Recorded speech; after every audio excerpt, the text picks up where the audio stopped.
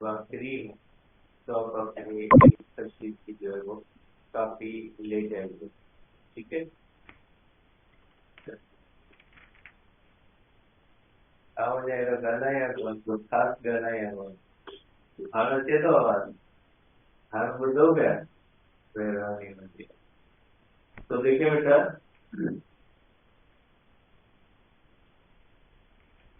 तो ऐसा ठीक है। हाँ,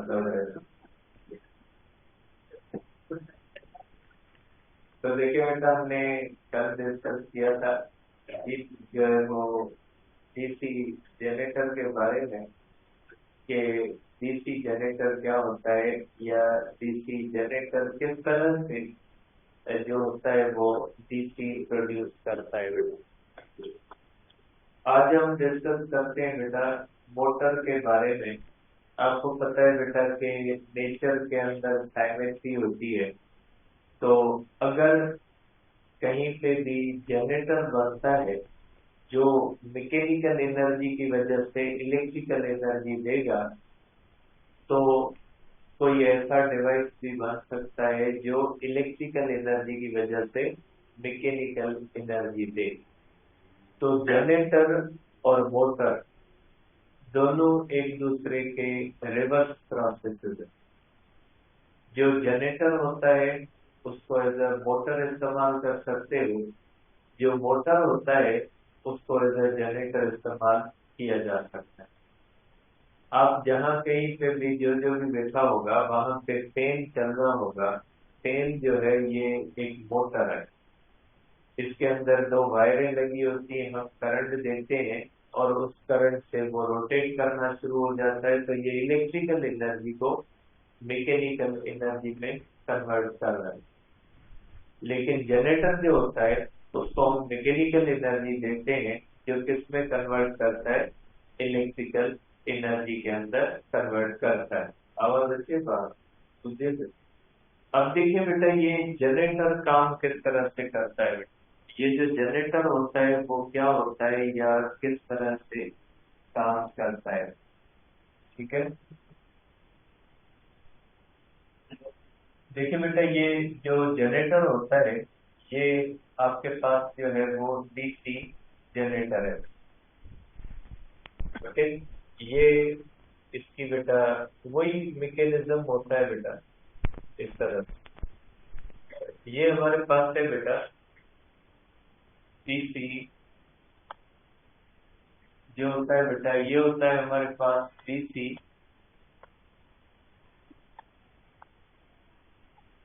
डीसी सॉरी मोटर बेटा।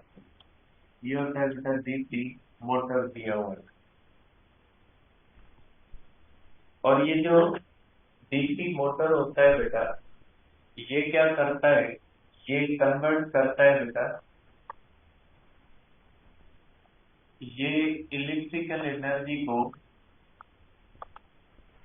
इलेक्ट्रिकल एनर्जी हम इसको देते हैं in the form of DC. इसको हम इलेक्ट्रिकल एनर्जी देते हैं in the form of DC, जबकि फैन को हम इलेक्ट्रिकल एनर्जी देते हैं in the form of AC. ठीक है, तो ये इलेक्ट्रिकल एनर्जी को कन्वर्ट करता है बेटा मैकेनिकल एनर्जी के अंदर। ये कन्वर्ट करता है बेटा मैकेनिकल एनर्जी के अंदर। और इसका जो वर्किंग प्रिंसिपल होता है बेटा, इसका जो प्रिंसिपल होता है बेटा, इसका जो प्रिंसिपल होता है वो होता है मैग्नेटिक डिफ्लेक्टिंग टॉर्क बेटा। मैग्नेटिक डिफ्लेक्टिंग टॉर्क जो होता है बेटा इसके ऊपर ये काम करता है। ठीक है, ये इसका प्रिंसिपल होता है मैग्नेटिक डिफ्लेक्टिंग टॉर्क का। आपको पता है कि अगर कोई कॉइल है उसको इस तरह से मैग्नेटिक फील्ड के अंदर रख के हम करंट देंगे तो उसके अंदर टॉर्क पैदा हो। ठीक है, तो उसको हम कहते हैं मैग्नेटिक डिफ्लेक्टिंग टॉर्क। अब इसके अंदर जो बेसिक कंपोनेंट्स होते हैं बेटा, इसके जो बेसिक कंपोनेंट्स होते हैं बेटा, इसके बेसिक कंपोनेंट किसके बेटा, डीसी मोटर के। इसके बेसिक कंपोनेंट्स होते हैं एक होता है फील्ड मैग्नेट। ठीक है, फील्ड मैग्नेट जो होता है वो प्रोड्यूस करता है, produces uniform torque by due to concave pole pieces. ये जो कॉन्केव पोल पीसेस होते हैं बेटा, कॉन्केव पोल पीसेस, आपको पता है बेटा इसके अंदर जो फील्ड मैग्नेट होता है, इस फील्ड मैग्नेट की वजह से यहाँ पे जो टॉर्क पैदा हो, क्योंकि जाहिर है जब हम इस कॉइल को करंट देंगे तो इस कॉइल को करंट देने की वजह से इस कॉइल के अंदर जो टॉर्क पैदा होगा, ये टॉर्क का कपल पैदा होता है। और ये जो टॉर्क का कपल होगा ये यूनिफॉर्म पैदा होगा या नॉन यूनिफॉर्म पैदा होगा, वो डिपेंड करता है कि कॉन्केव पोल पीसेस जो होते हैं या जो पोल पीसेस होते हैं वो फ्लैट होंगे या कॉन्केव। अगर फ्लैट पोल पीसेस होंगे तो मैग्नेटिक फील्ड यूनिफॉर्म बनेगी, अगर मैग्नेटिक फील्ड यूनिफॉर्म बनेगी तो टॉर्क नॉन यूनिफॉर्म बनेगी। और यहाँ पे जो हम इस्तेमाल करते हैं, ये हम इस्तेमाल करते हैं कॉन्केव पोल पीसेस, और कॉन्केव पोल पीसेस जो होते हैं वो प्रोड्यूस करते हैं नॉन यूनिफॉर्म फील्ड, और जब नॉन यूनिफॉर्म फील्ड होती है ना तो टॉर्क यूनिफॉर्म होता है। तो यहाँ पे जो कॉन्केव पोल पीसेस होते हैं वो नॉन यूनिफॉर्म फील्ड पैदा करते हैं, और नॉन यूनिफॉर्म फील्ड होने की वजह से यहाँ पे जो टॉर्क होता है वो यूनिफॉर्म होता है, यहाँ पे टॉर्क ऑफ कपल जो है वो प्रोड्यूस होता है। ठीक है, और इसके सिवा जो होता है बेटा, दूसरा जो इसके अंदर कंपोनेंट होता है बेटा, वो होता है आर्मेचर। वही बेटा आर्मेचर का मकसद है कॉइल बेटा, यहाँ पे आर्मेचर तो नहीं कहते क्योंकि आर्मेचर जनरेटर के अंदर होता है, आप इसको कॉइल कहते हैं, आर्मेचर कह देंगे मसला नहीं है। ठीक है, तीसरा होता है इसके अंदर कम्यूटेटर्स, तीसरा होता है इसके अंदर कम्यूटेटर्स या स्प्लिट रिंग्स बेटा, यहाँ पे होता है बेटा स्प्लिट रिंग्स। और जो चौथा होता है बेटा इसके अंदर होता है कार्बन ब्रशेस, और चौथा जो होता है इसके अंदर बेटा शायद कार्बन ब्रशेस होता है। तो ये चार कंपोनेंट्स होते हैं जो इसके अंदर होते हैं। ठीक है, अब ये काम कैसे करता है बेटा, अब हम क्या करते हैं बेटा, उसी तरह से जिस तरह से हमने कर लिया था बेटा, ये एक कम्यूटेटर, इसके साथ एक इस तरह से कम्यूटेटर कनेक्टेड है, और एक कम्यूटेटर जो होता है बेटा वो इसके साथ कनेक्टेड हो, इस तरह से इसके साथ कनेक्टेड होता है। अब यहाँ पे क्या होता है, एक कार्बन ब्रश इसके साथ कनेक्टेड होता है, और ये कनेक्टेड होता है बेटा इस तरह से डीसी सोर्स, ये इस तरह से डीसी सोर्स के साथ कनेक्टेड होता है इस तरह। ठीक है, अब हम क्या करते हैं बेटा, जब इसको करंट देते हैं तो यहाँ से ये पॉजिटिव टर्मिनल है, नेगेटिव टर्मिनल है, यहाँ से करंट जाएगा रेड रिंग में, और रेड रिंग से करंट जाता हुआ इस कंडक्टर में जाएगा, इस कंडक्टर से करंट जो होगा बेटा वो इस तरह से जाएगा, और ये करंट यहाँ से होता हुआ इस तरह से जाएगा। ठीक है, और यहाँ से होता हुआ ये करंट इस तरह से बाहर आ जाए। अब ये यहाँ पे प्लेन ऑफ द कॉइल क्या होता है बेटा, मैग्नेटिक फील्ड से पैरेलल है।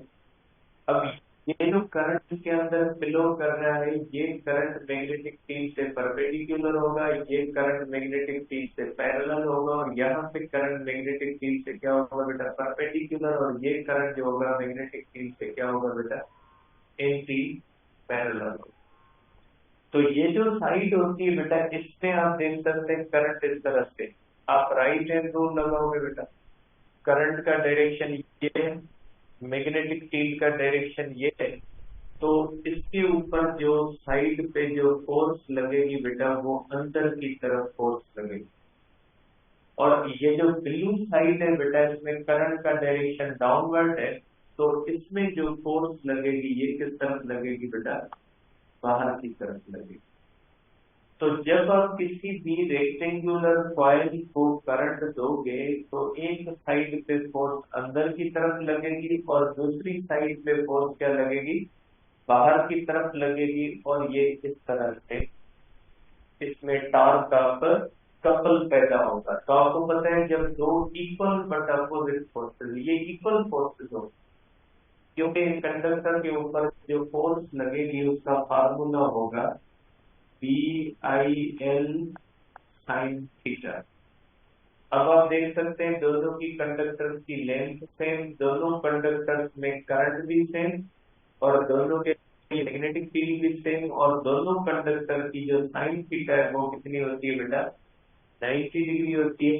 देयरफॉर आप यहाँ पे कहोगे कि इसके ऊपर भी मैक्सिमम फोर्स लगेगी, इसके ऊपर भी मैक्सिमम, लेकिन दोनों फोर्सेस की लाइन ऑफ एक्शन सेम नहीं, क्योंकि एक साइड पे और दूसरी दूसरी साइड पे। तो अगर दो equal but opposite forces act करती हैं किसी कॉइल पे, एक साइड पे डाउनवर्ड और दूसरी साइड पे अपवर्ड रेजिस्टेंस देते, तो इस तरह से अगर है हमारे पास कि इस साइड पे डाउनवर्ड और इस साइड पे अपवर्ड, तो ये इस तरह से क्या करना शुरू कर देगा, जो है वो टर्न होना शुरू हो जाएगा, और इसके अंदर क्या पैदा होगा, टॉर्क का कपल प्रोड्यूस होगा।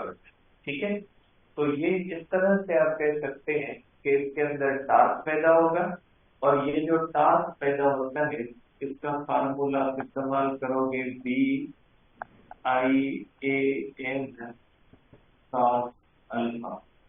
तो इस तरह से ये बेटा टर्न करना शुरू करेगा, और ये जब इस तरह से टर्न शुरू करेगा तो ये कॉइल फिर इस तरफ आ जाएंगी, और इसके बाद ये कॉइल बेटा यहाँ पे आ जाएगी, और इस तरह से ये कॉइल क्या करना शुरू कर देगी बेटा, टर्न करना शुरू कर देगी, और इसके अंदर जो होता है वो टॉर्क पैदा हो। तो ये डीसी मोटर जो होता है, इसमें फर्क ये होता है, डीसी जनरेटर और डीसी मोटर में फर्क ये होता है कि डीसी जनरेटर को हम मैकेनिकल एनर्जी देते हैं और वो हमें इलेक्ट्रिकल एनर्जी बाहर देता है। इसमें हम इलेक्ट्रिकल एनर्जी बाहर देते हैं, और ये हमें जो होता है वो मैकेनिकल एनर्जी आउटपुट में देता है। तो ये इस तरह से काम करता है on the principle of magnetic torque.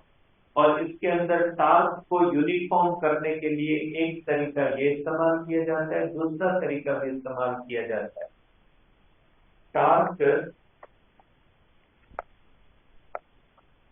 ये यूनिफॉर्म करने के लिए नंबर ऑफ कॉइल्स को बढ़ाया जाता है, number of coils is increase, number of coils को इंक्रीज किया जाता है।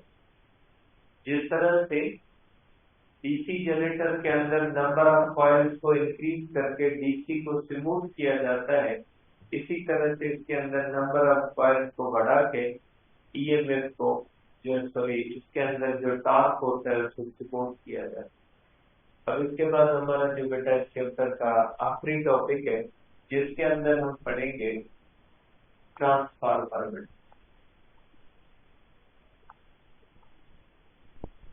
देखिए बेटा, ट्रांसफार्मर जो होता है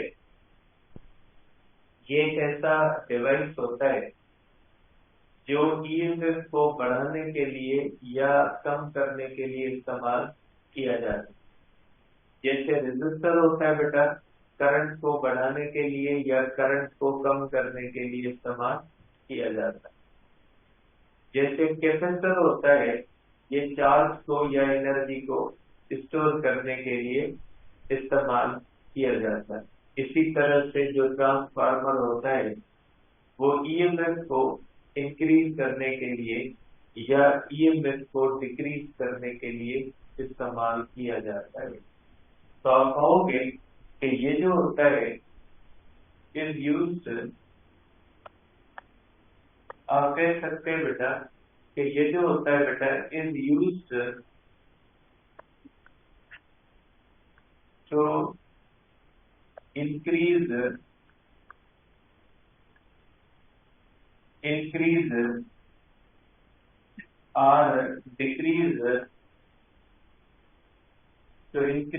decrease alternating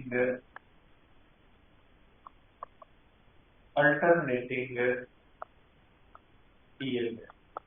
ठीक है, तो ये जो होता है बेटा इज यूज टू इंक्रीज और डिक्रीज अल्टरनेटिंग ईएमएफ। ये अल्टरनेटिंग ईएमएफ को इंक्रीज करने के लिए या डिक्रीज करने के लिए इस्तेमाल किया जाता है। ठीक है, इसमें एसी इस्तेमाल किया जाता है और इसका जो प्रिंसिपल होता है बेटा, इसका जो प्रिंसिपल होता है वो होता है वर्क्स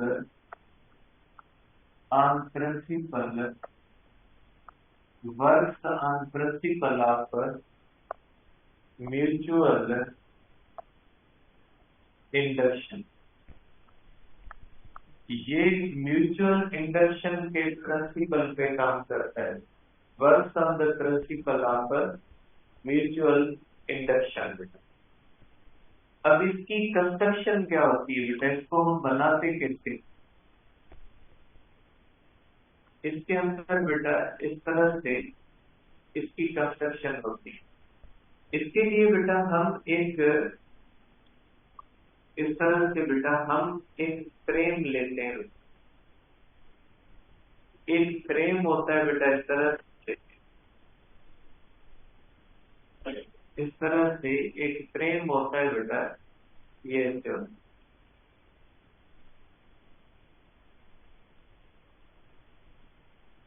इस तरह से फ्रेम होता है और ये जो फ्रेम होता है ये लेमिनेटेड आयरन कोर कहलाता है। लेमिनेटेड का मकसद होता है ये फ्रेम होता है, इसके लेयर्स होते हैं। ठीक है, ये फ्रेम कैसा होता है आप इसको इस तरह से देख सकते हैं बेटा कि ये जो इसका फ्रेम होता है वो इस तरह से होता है। आप इसको देख सकते हैं बेटा कि ये जो होता है, अब आप इसको यहाँ पे देख लें, इसकी जो कंस्ट्रक्शन होती है बेटा यहीं पे देख लेते हैं। पिक्चर पड़ी है तो इसी के अंदर देख लेते हैं। ये जो होता है बेटा ये हमारे पास इसका फ्रेम होता है इस तरह।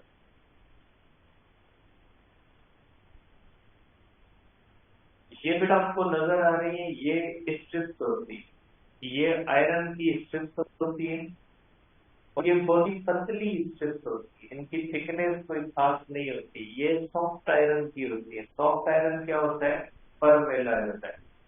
अब इनको आपस में चिपकाया जाता है, इनको चिपका के इस तरह से ये फ्रेम बनाया जाता है।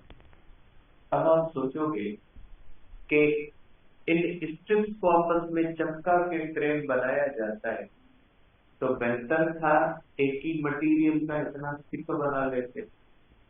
तो थिक बन सकता है, लेकिन ट्रांसफार्मर में इसका इस तरह से बनाने का एक पर्टिकुलर मकसद होता है। वो क्या मकसद होता है वो आगे डिस्कस करते हैं। तो ये जो इसका फ्रेम होता है ना, वो एक ही मटेरियल का थिक नहीं बनाया जाता। क्या किया जाता है, स्ट्रिप्स ली जाती है, स्ट्रिप्स को आपस में चिपकाया जाता है। एक स्ट्रिप और दूसरी स्ट्रिप के दरमियान लेयर ऑफ वार्निश होता है। वार्निश का लेयर होता है, एक स्ट्रिप रखते हैं, ऊपर वार्निश लगाते हैं, दूसरी स्ट्रिप को चिपकाते हैं, फिर उसके ऊपर इस तरह से चिपका के इस तरह से लगाया जाता है। क्यों किया जाता है आगे डिस्कस करते हैं। अब ये प्राइमरी कॉइल होती है और ये क्या होती है, सेकेंडरी। आप इस फ्रेम को भी देख सकते हैं, ये आपको इस तरह से लेमिनेटेड नजर आ रहा है। अब आप क्या करेंगे बेटा कि ये जो हमारे पास इस तरह से बेटा, ये जो यहाँ पे हम क्या करते हैं बेटा, इनपुट देते हैं एसी। ठीक है, और यहाँ पे हम आउटपुट लेते हैं बेटा लोड रेजिस्टेंस के अंदर। यहाँ पे हम लोड रेजिस्टेंस लगाते हैं। हम प्राइमरी के अंदर एसी देते हैं बेटा, और प्राइमरी का जो एसी होता है उसकी वजह से फ्लक्स होता है, ये फ्लक्स इसके अंदर चेंज होता है सेकेंडरी के अंदर। तो प्राइमरी का फ्लक्स जब सेकेंडरी के अंदर चेंज होता है तो इन दोनों के दरमियान म्यूचुअल इंडक्शन होता है। तो याद रखिएगा बेटा कि ये जो इसकी कंस्ट्रक्शन होती है वो इस तरह से होती है कि ये सॉफ्ट होती है जिसके अंदर तहें बनी होती है, लेयर्स बने होते हैं स्ट्रिप्स के। इन स्ट्रिप्स को आपस में चिपकाया जाता है with the layer of varnish, और वार्निश के लेयर से चिपकाने के बाद फ्रेम बनता है। एक साइड पे प्राइमरी कॉइल डाली जाती है और दूसरे जो है वो साइड पे सेकेंडरी कॉइल फोल्ड की जाती है, और इस तरह से ये बनाया जाता है। अब इसकी रियल पिक्चर अगर आप देखें तो इसकी रियल पिक्चर ऐसे होती है। ये जो होती है ये एक इसकी बिल्कुल एग्जैक्ट रियल पिक्चर, ये कोई ऐसे बनी भी नहीं, ये रियल पिक्चर है। ये इस तरह से होता है। आप देख सकते हैं बेटा, एक कॉइल है और दूसरी कॉइल है। आपको एक कॉइल थिन नजर आ रही है और एक कॉइल थिक है। इसका भी मकसद है, आगे खुद आ जाएंगे ये सारी चीजें। और ये आप देख सकते हैं ये सॉफ्ट आयरन की जो है वो पट्टियां हैं, स्ट्रिप्स हैं। इन स्ट्रिप्स को आपस में चिपका के ये स्क्रूज के साथ इनको लगाया गया ताकि ये स्ट्रिप्स एक दूसरे से अलग न हो सके।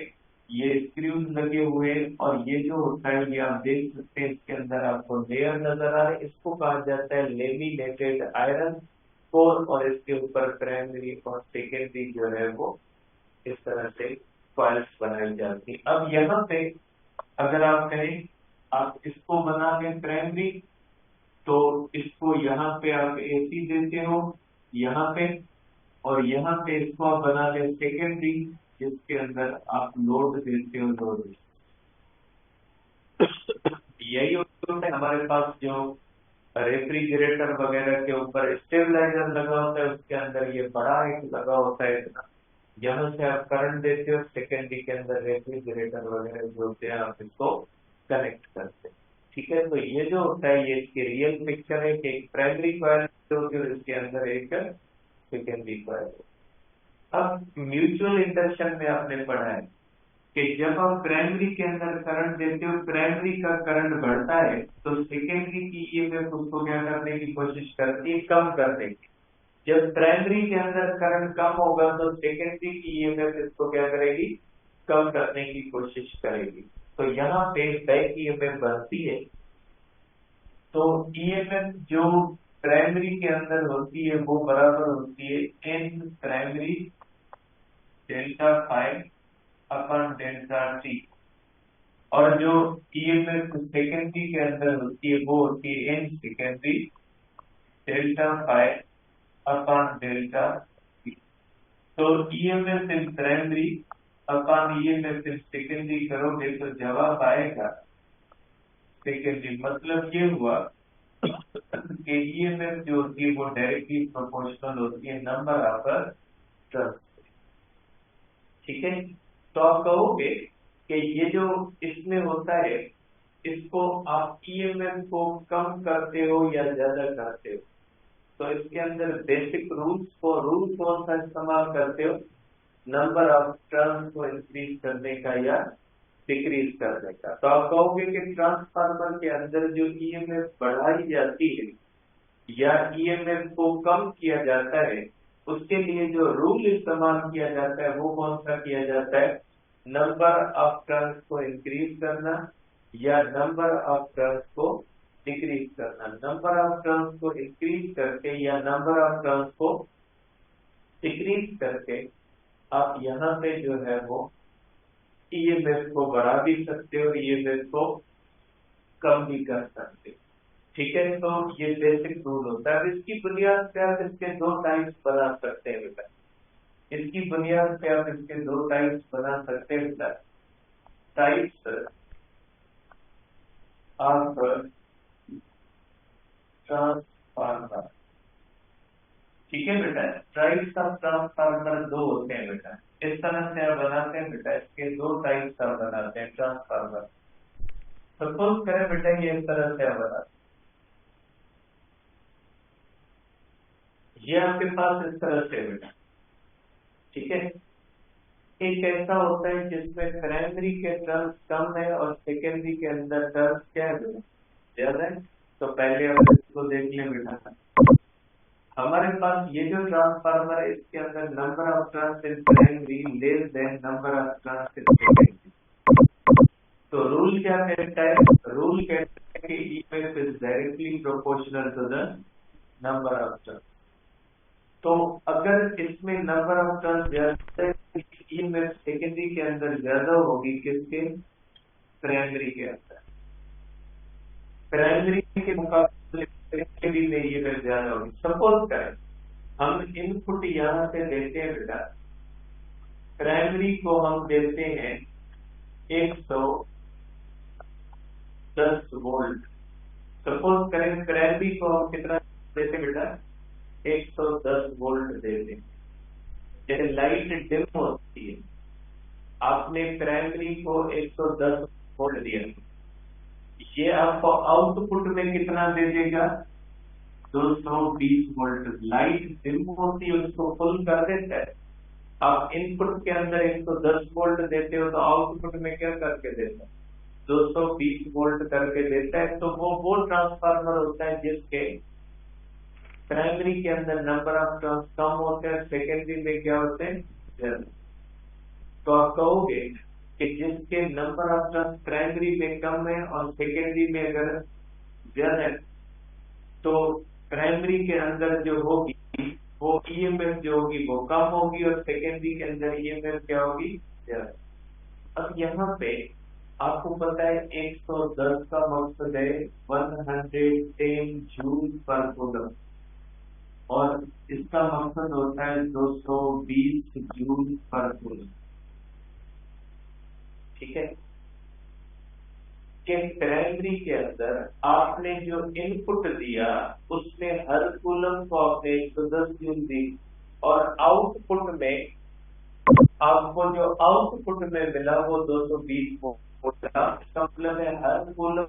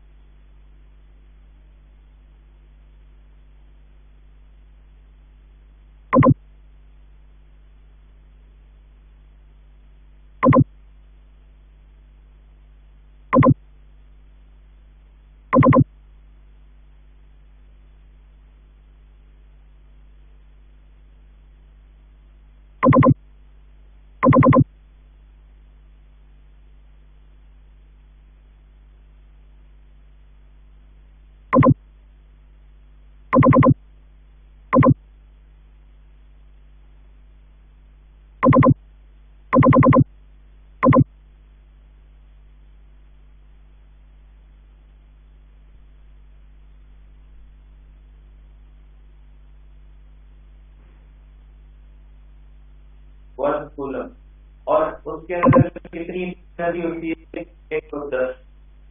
तो ये क्या करता है, 2 एम्पियर जो होता है ना उनसे मिला के आउटपुट में 1 एम्पियर करते, करंट को कम कर देते। तो 2 एम्पियर में से हर एम्पियर के पास 110 वोल्ट था, ये क्या करता है, दोनों को मिला देता है।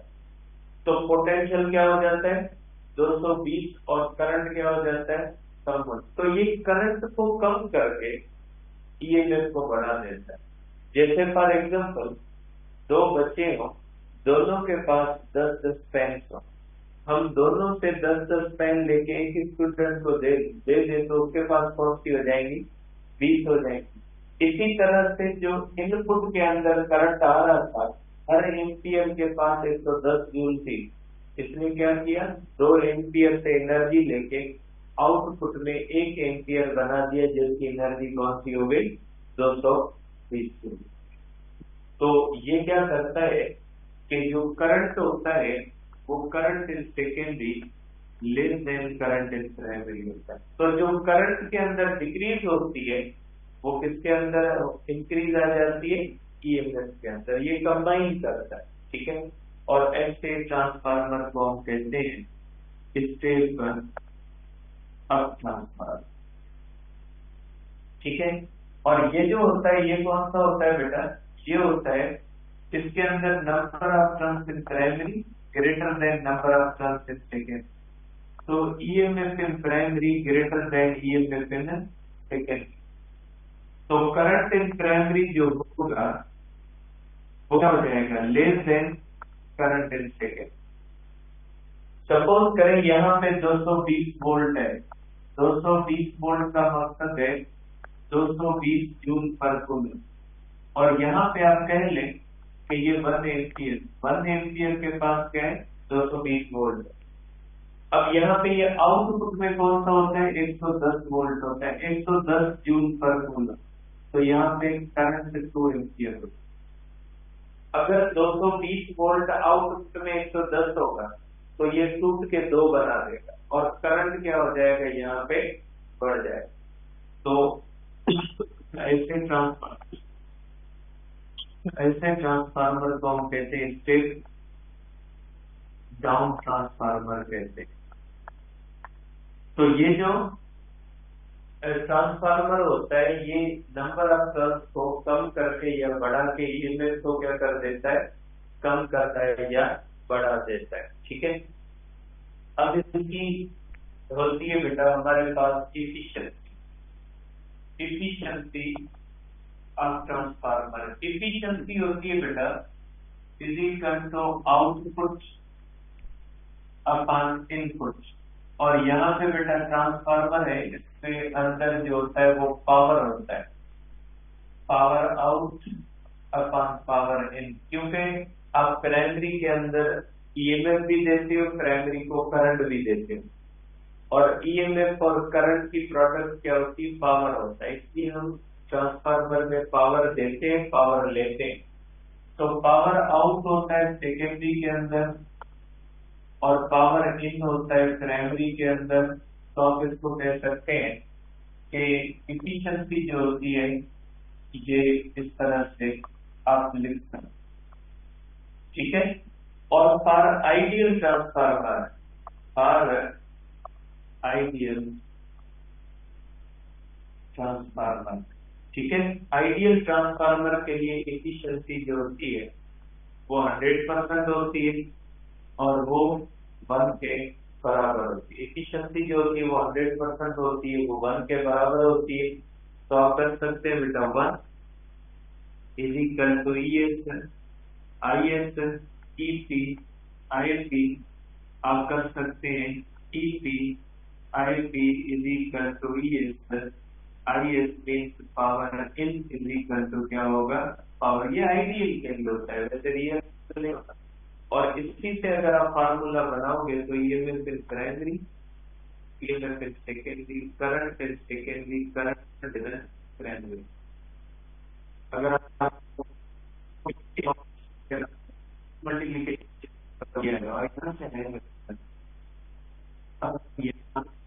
दोनों को बड़ा मसला आ जाता है।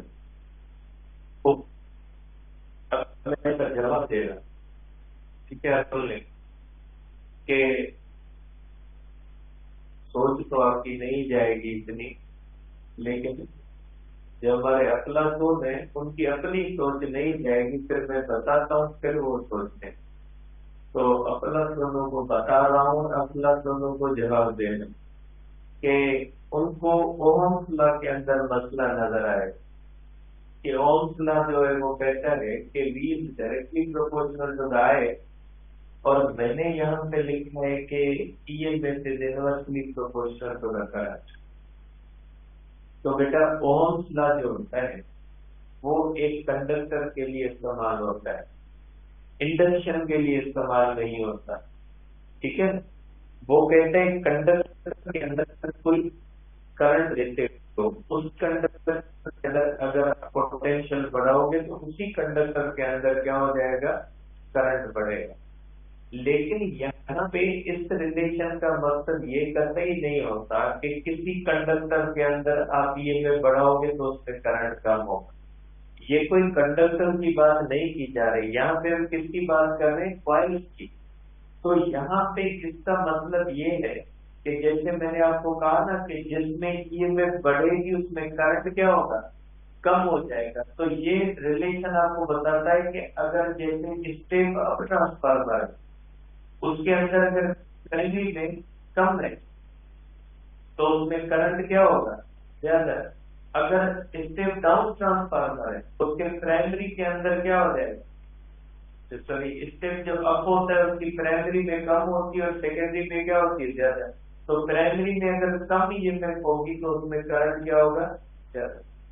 और अगर स्टेप अप होगा उसकी स्टेप डाउन होगा तो उसकी प्राइमरी के अंदर ज्यादा होगी तो प्राइमरी के अंदर जो है वो करंट क्या होगा, कम होगा। यहाँ पे ओम्स लॉ का कोई रिलेशन नहीं। ओम्स लॉ एक कंडक्टर के लिए इस्तेमाल होता है। ये रिलेशन आपको बताता है कि जिस कॉइल के अंदर ईएमएफ ज्यादा होगी उसके अंदर करंट क्या होगा, कम होगा। ये कॉइल्स का इश्यू है, कॉइल्स उसको जो है वो ओम्स लॉ को कोई भी इश्यू है। और फॉर कमर्शियल ट्रांसफार्मर्स बेटा, फॉर कमर्शियल ट्रांसफार्मर, और जो अपना तो ज्यादातर होते हैं ना वो क्लास नहीं लेते, वो पीडीएफ जब देखते हैं ना तो फिर वो इधर उधर की बातें करते हैं, करने लेते हैं। फॉर कमर्शियल ट्रांसफार्मर एफिशिएंसी जो होती है वो 95% to 99% for commercial transformer efficiency जो होती है वो 95% to 99%। ठीक है, तो ये हमारे पास बेटा जो है वो ट्रांसफार्मर की बाकी चीजें जो होती है वो इंशाल्लाह नेक्स्ट टाइम जो है वो डिस्कस करेंगे। ठीक है बेटा, सिंपल एक बात आपसे करनी है। बहुत सारे लोग आपने से चैनल बना के बैठे हैं और ये हमें पता है कि आप पैसे भी ले रहे हैं। इसके ऊपर हम काम कर रहे थे रमजान शरीफ की शुरुआत से। आपको शायद लग रहा होगा हम ऐसे खामोश बैठे। हमने जो भी कंसर्न रिलीवेंट इदारे थे उनको जो भी हमें